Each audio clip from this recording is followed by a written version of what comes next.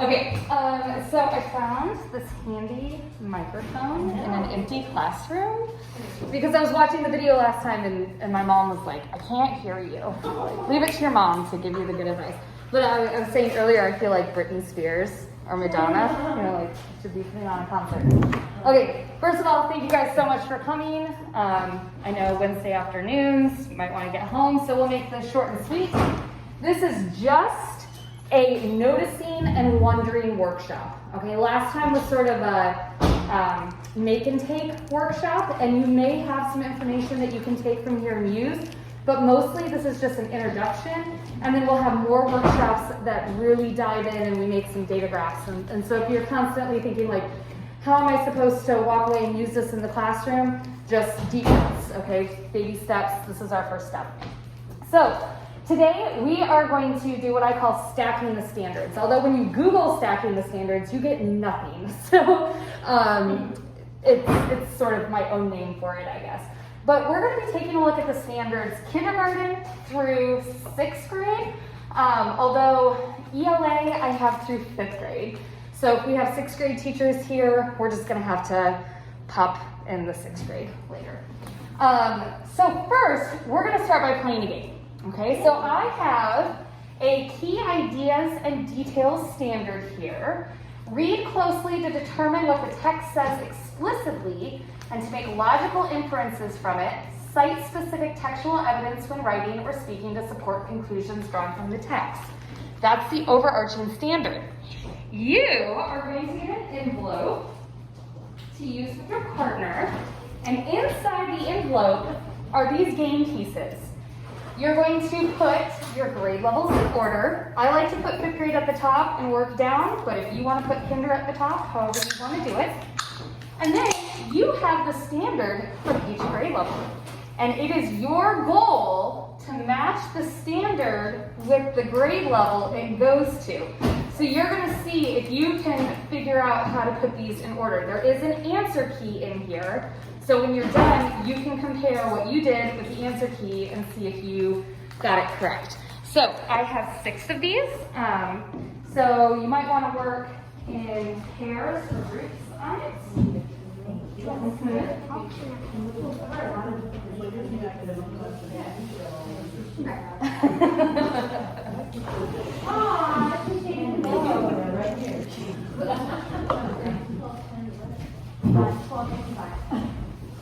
not going to look at this, and you have to a little bit of a walk to give yourself a little bit.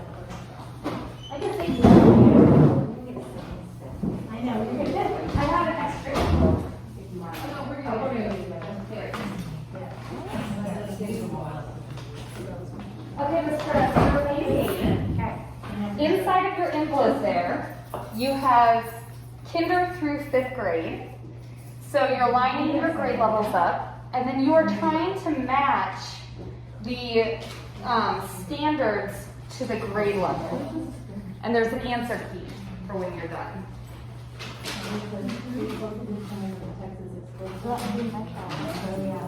Without prompting. Or with prompting. This is a little bit more.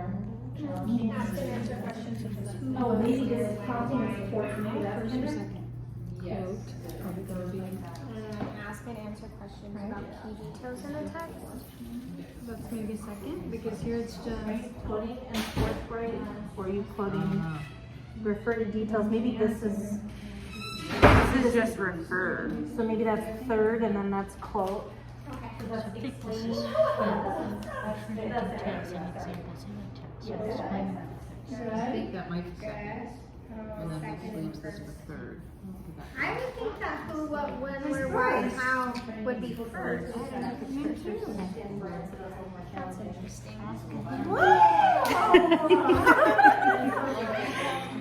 We're pretty good at this. Would that be?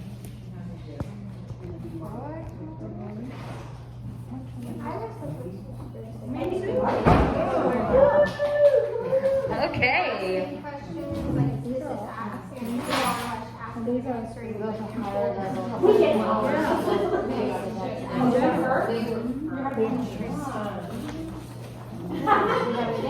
Thank you guys.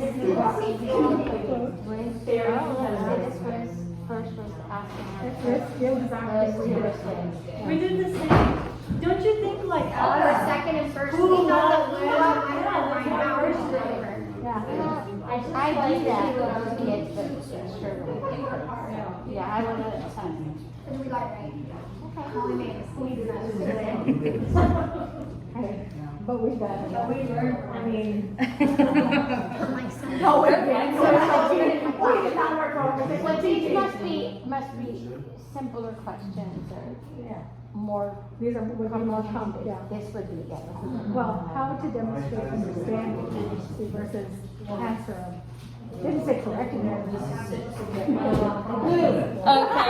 we'll pull it back together now. There we go, I answered. Remember when you see all these people, I will. Okay, so let's take a look. So starting in kindergarten, who wants to share what they got for kindergarten? Oh, me. Yes, Ms. Nichols. Just read it. Yes. With prompting and support, ask and answer questions about key details in a text. Okay, so in kindergarten, we are prompting them, we're supporting them, we're really working on sentence stems and giving them lots of reminders. Okay, who wants to read first grade? I got it. Okay, Ask and answer questions about key details in a text. okay, ask and answer right here. Okay, so students are now asking and answering the questions. So in kindergarten, we model asking and prompting those questions. In first grade, they are starting to ask those questions of their peers and themselves. Who would like to do second grade? Okay, Ms. Blake.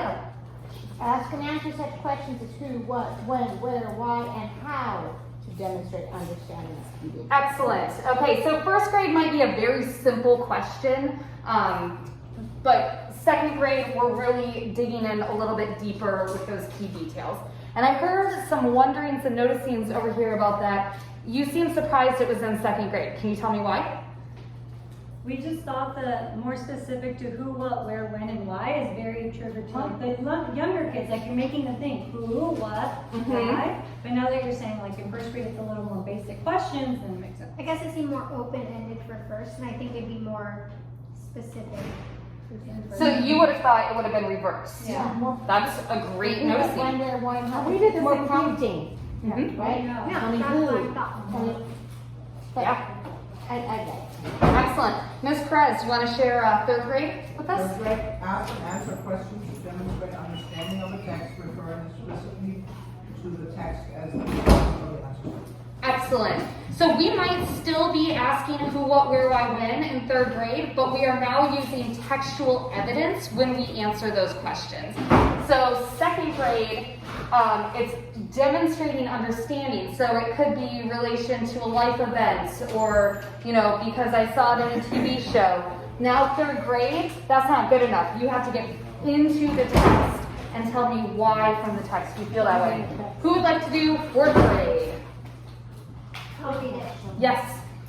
Refer to details and examples in a text when explaining what the text says explicitly and when drawing inferences from the text. Okay, great. So now we're using details and examples. So we would no longer just say, well, the author said that the dress was red. Okay, that's using your memory and sort of summarizing what's in there. Now you might actually be quoting the dress was a maroon, A-line dress or something. You're getting very specific.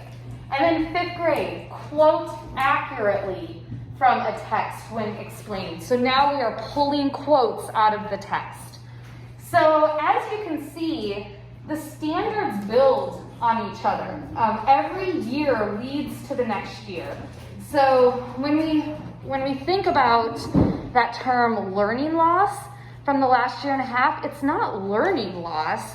It's if they didn't tune into the Zoom meetings or, we didn't get to all of the standards, they're just missing the puzzle pieces to get higher. They can do it, they just need access to it, right? Okay, so this is what we mean by stacking the standards. I have all of the ELA and math standards stacked for you from kindergarten to fifth and then in math to 6th grade. So ELA, I'm going to have to add those 6th grade standards. Okay, so this game was taken straight from this ELA document right here. And I'll give you a moment to just sort of flip through and get familiar with the formatting of this.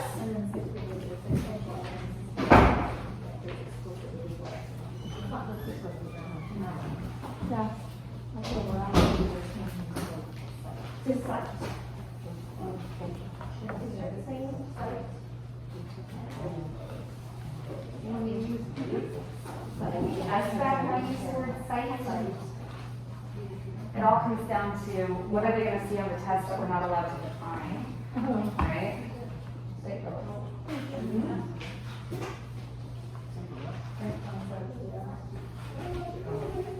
So, if you're taking a look at ELA, and this gets trickier the older your students are. If you're teaching kindergarten or 1st grade, your kids only have so far to fall back, right? They either don't know their letters in kindergarten, and that's what you're supposed to teach, or when they get to 1st grade, you have 1 year to kind of go back.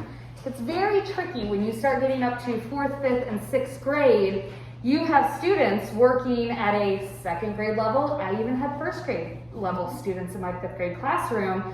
Suddenly, they're only asking and answering general questions, and you need them quoting accurately when you're asking them all of these different questions. So the value in these charts, and the reason I really wanted to start with this workshop, is when you look at your data and it tells you you have a student working at 2nd grade level, what does that mean? This is what that means. This is the level that they're working at. So if you're trying to get them to work up here and they're here, giving them more 5th grade work or saying it in a slower voice or a louder voice isn't going to do anything for them. You have to walk it back to that 2nd grade level and give them those puzzle pieces to move up. And that's what our future workshops are going to be about, is where do we get those resources? How do we pull those students and group those students and all of that? So today, you have the standards, so you can see what standard are they even at.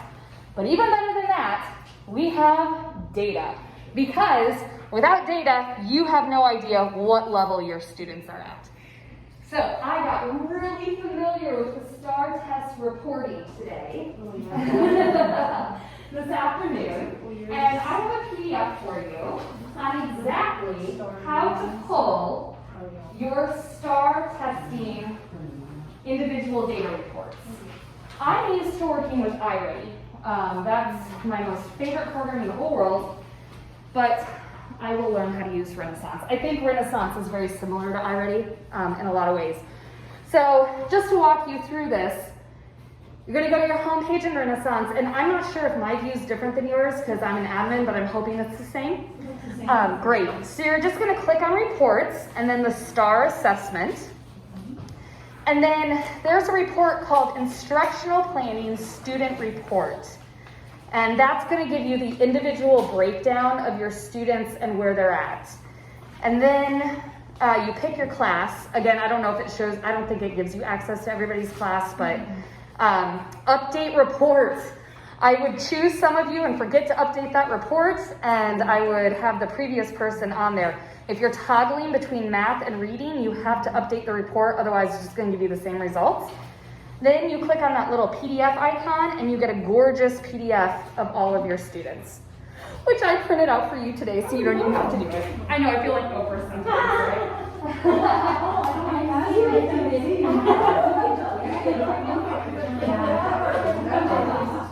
Oh yeah. Well, we're going to start with a sample student from 3rd grade. And I chose this student completely randomly. I went on Aries, pulled up attendance, and it was the first kiddo that I found. So this is a student in 3rd grade. This is their reading report. And as you look at their report, they are at a 1st grade level. on most of their skills. They jump up to a second grade level with phonics and word recognition. But everything else is pretty first grade. So you're looking at a third grader who's supposed to be able to ask and answer questions to demonstrate understanding, referring explicitly to the text, and they're still down here with just asking and answering questions with general answers, okay? So when you look at your reports, I really wanted you to see what the report looked like and how you would apply it to those charts that you just got. So it's no longer Iker is working at a first grade level. Oh, darn, I'm gonna have to give him a bunch of worksheets to get him caught up. No, now it is Iker is asking and answering questions at a general level. I need to teach him the who, what, where, when, why. Then I need to teach him how to pull the text explicitly, or pull the answers from the text. So the packets of the standards give you those stepping stones up to your grade level. Does that make sense? Yeah. Are there any questions at this point about where we're going with this? Okay. So the last piece that I have for you today is your own data. I have printed out your math and reading star assessments here. And the reason, obviously it's really good to know how to run your own report, but some classes I think haven't given it yet, which is fine. There's still the open window. And consolidation, you may have new students coming into your classroom. I'm not sure if they're in here yet. And Ms. Kemper, I wasn't able to run your report for some reason. I don't know if your class is already pulled out. Class is already pulled out. Okay, so you can look at somebody else's report and we'll get your report as soon as it's up there. Unless you have Ms. Paul's in there. You have Ms. Paul's in there. Yeah, I can go run Ms. Paul's. Yeah, no problem. Yes. Really quickly, is the Start Early Literacy available? I have requested a second grade license for all of you, and it is at the curriculum level, like the top level. Alex is working on getting that license. Okay. Filled the form out, requested, checking up on it every day. Okay, So, because we're missing some because they can't. yeah. Okay. Yep, we're working real hard on it. They know we want it. Okay, thank you. So today, your only job is to flip through your students and do some noticings and wonderings. So, for example, this is Ms. Nichols' class. She is 6th grade, and I just flipped to a student. I'm looking at 4th grade for key ideas. But then another student that I flipped to, oh my gosh, this student is at 9th grade level. So that's amazing. Another student is at 6th grade level. So you can flip you can flip through and just sort of take a look and see where your students are at. Feel free to write notes on here. And then in future workshops, we are going to be creating some color-coded charts and graphs. So you're going to have your class list. You're going to be color coding, like what grade level they're at. We're going to be doing some small group groupings in there, and then really planning those intervention pieces. So how do you get the kids up to who, what, where, why, when you're also teaching kids up at this 4th grade level? You know, what is the rest of the class doing? So that's kind of our roadmap for where we're going. So I'll go ahead and pass these out. And this is really the last piece of the workshop. You're welcome to stay as long as you want and chat with people. If you need to get going somewhere else, you're welcome to as well.